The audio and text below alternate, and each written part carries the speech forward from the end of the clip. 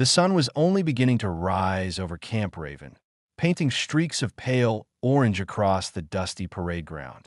The air smelled of engine oil, warm sand, and the sharp metallic scent of the shooting range nearby. Most of the base was still half asleep, but not Sergeant Nathan Briggs, a Marine with shoulders like concrete blocks and a reputation for using his temper as a weapon. Briggs walked with the confidence of a man who believed rank gave him the right to intimidate anyone, especially newcomers. That morning, fate placed a newcomer in his path. Commander Evelyn Eve Maddox, recently transferred to the base under a low-profile assignment. On paper, she was logistic support, quiet, average, nothing remarkable. Off paper, she was one of the most lethal SEALs the U.S. Navy had ever produced. Her real record was classified deep behind layers of encryption. She'd spent 25 years in shadow operations, speaking little, surviving much, earning a call sign whispered with awe, Spectre. She always arrived unnoticed, always left without a footprint. But today, for the first time in years, she wanted a normal life, a break from violence.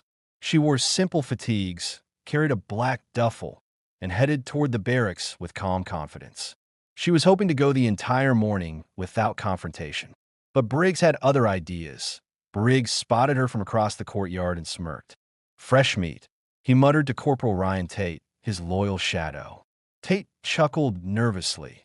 Everyone on base knew Briggs enjoyed testing the new arrivals with harsh verbal introductions.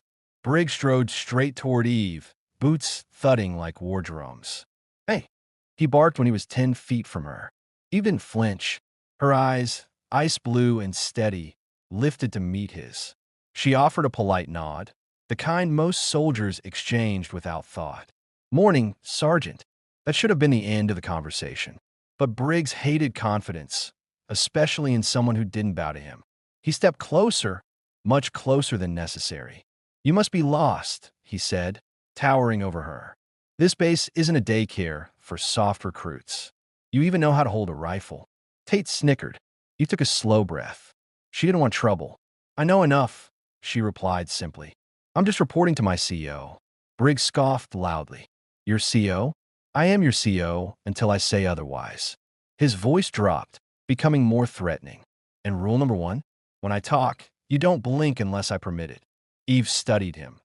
Not with fear, but with the patience of someone who had faced men far more dangerous in places far darker than this base. "Sergeant," she said quietly, "I suggest we end this conversation now." But Briggs leaned so close she could feel his breath. "Or what? You gonna cry? You're on my base now. And if you don't obey..." His grip suddenly clamped around her arm. "You'll die now." The words were meant to dominate. He didn't know they would be the last he'd speak before his world flipped. Literally. The grip on her arm was the final line. Eve's expression didn't change, but something ancient and trained inside her awakened. In less than a second, her body shifted, smooth, efficient, lethal. While Tate blinked in confusion, Eve planted her foot, twisted her shoulder, and snapped Briggs's wrist off her arm like it was nothing more than a twig stuck in her sleeve. Before he could react, her other hand hooked his elbow. Her hip rotated, and she executed a perfect SEAL-level, joint-disrupting throw. The entire courtyard watched as the 230-pound Marine was lifted clean off the ground and slammed onto his back with a thunderous crack. Air exploded out of Briggs's lungs. His eyes bulged. Tate froze, unable to process what had just happened. Eve stepped back calmly, her stance trained, her breathing steady. Briggs groaned in pain, clutching his arm. What the hell? Who are you?" he gasped. Eve didn't answer immediately. She simply reached into the duffel bag he'd knocked to the ground and pulled out a matte black badge case. She tossed it on his chest. Briggs opened it with trembling fingers and went pale. Inside was a golden insignia most Marines would never encounter in person. SEAL Team Valor Credential, Black Ops Division. And at the bottom, stamped in cold steel, Commander Evelyn Maddox, 25 years active service. The silence around them thickened. "You assaulted a superior officer," she said. "That's your first mistake. Your second was threatening my life." Briggs swallowed hard. Tate looked like he wanted to disappear. The few soldiers watching kept their eyes down, the kind of down that meant they'd pretend they didn't see anything. Eve picked up her duffel, calm as ever. "I try to warn you," she said quietly. "Next time, don't raise your hand at someone whose history you don't know." Word spread across Camp Raven like wildfire. By noon, everyone, from the mess hall cooks to the drone operators, had heard that a mysterious woman had flipped Sergeant Briggs like he weighed nothing. Briggs spent the morning in the medical wing, nursing a dislocated shoulder and his humiliation. He tried to claim she attacked him unprovoked, but witnesses contradicted him at every step. Meanwhile, Eve met with Colonel Harris, the commanding officer, a weathered man in his early 60s who'd spent decades dealing with hot-headed Marines. "Commander Maddox," he said, standing when she entered his office. "Or should I call you Spectre?" Eve lowered her gaze slightly. "Sir, I prefer to keep my call sign off the record." Harris nodded. "Understandable. I read the reports this morning. Briggs has been a problem for months." He leaned forward, lowering his voice. "Off the record, he deserved what happened." Eve didn't smile. "I don't want conflicts here, sir. I came because you requested my expertise for intelligent structuring. That's all." Harris exhaled. "Well, trouble tends to find people with your skill set." He paused. "You okay?" Eve hesitated, considering the question more deeply than expected. "I'm tired, sir," she admitted quietly. "After 25 years, I just want a mission where nobody dies and nobody tries to kill me before breakfast." Harris chuckled. "Fair enough. But peace wouldn't last long. Not with Briggs plotting revenge and the commanding general arriving the next morning for an inspection. Trouble was already brewing. That evening, Eve walked to the gym to release the tension from the morning. The weight room was empty except for one person. Captain Marcus Hale, a respected Marine sniper and one of the few on base with a reputation for fairness. He'd heard the stories, of course. Everyone had, but he wasn't there to challenge her or test her. "Commander," he said calmly when she entered. She nodded back, appreciating that he didn't look at her like a spectacle. "Rough first day?" he asked. Eve allowed a faint smirk. "You could say that." Hale adjusted his weights and continued. "Briggs embarrassed himself.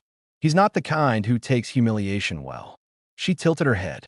"Meaning, Hale Sigit. Meaning he's probably already planning something stupid. He's impulsive, and he's got 3 or 4 guys who treat him like a warlord. Even look worried. Ive fest vers. Hale chaklet." That's what I heard. For the first time since arriving, Eve felt a bit lighter. Someone here wasn't hostile or terrified of her. But before the conversation could continue, alarms blared across the gym. A voice echoed through the speakers. "All units to the motor pool. Immediate assembly." Eve and Hale exchanged a glance. Something was wrong. They rushed out and found chaos. Briggs, ignoring his injury, was screaming at a group of armed Marines, accusing a mechanic of sabotaging a vehicle. It was pure nonsense, fueled by rage and dangerously escalating.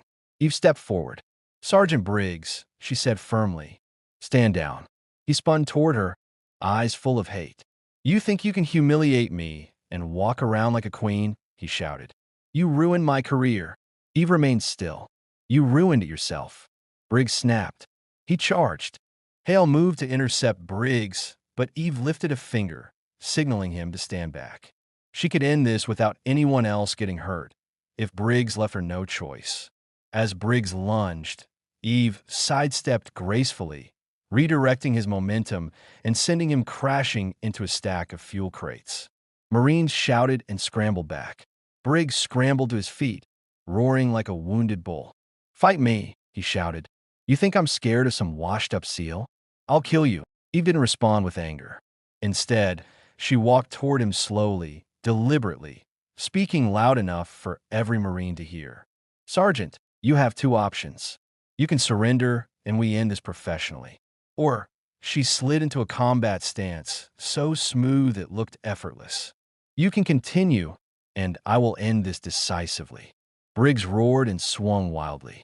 Eve ducked, pivoted, and landed 3 precise strikes. One to the wrist, one to the knee, one to the solar plexus. Briggs collapsed. His rage couldn't protect him from physics and precision. Marines gasped. Tate dropped his weapon in shock. Hale stepped forward, placing a firm hand on Briggs's shoulder. "Sergeant, that's enough," he said. For the first time, Briggs didn't fight back. He was broken, physically and mentally. Eve looked around at the stunned crowd. "Let this be a lesson," she said calmly. "Respect isn't won through intimidation." She turned to leave, but Colonel Harris arrived, witnessing the aftermath. He didn't scold her. He simply nodded once. Approval. Briggs, defeated, was escorted away. The next morning, General Whitaker arrived at Camp Raven for a surprise inspection. He was known for zero tolerance on misconduct. As soon as he was briefed on Briggs's behavior, his expression hardened. "Sergeant Briggs is relieved of duty effective immediately," he ordered. "And Commander Maddox," he turned to Eve, "you handled yourself with discipline." Eve nodded, appreciating the acknowledgement.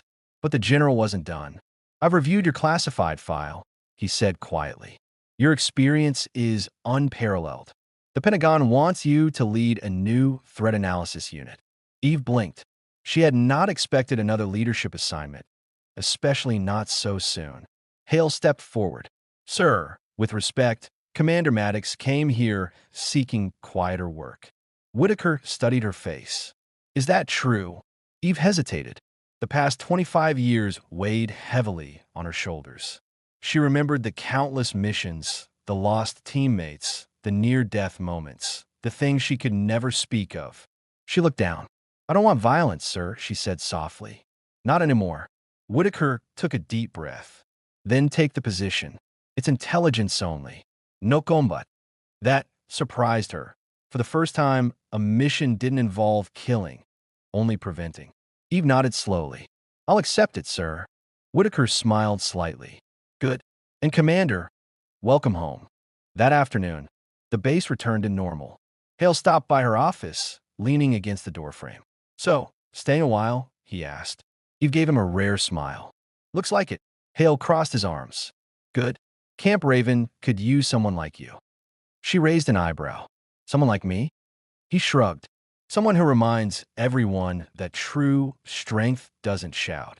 Eve considered the words and accepted them. For the first time in decades, she felt a strange sense of belonging and peace. Maybe, just maybe, she had finally found a place to breathe. Before we wrap up, if you're still here, you're clearly someone who enjoys powerful, justice-driven stories. Make sure to subscribe to Grow for Justice so you never miss the next one. And tell me in the comments. Where are you watching from?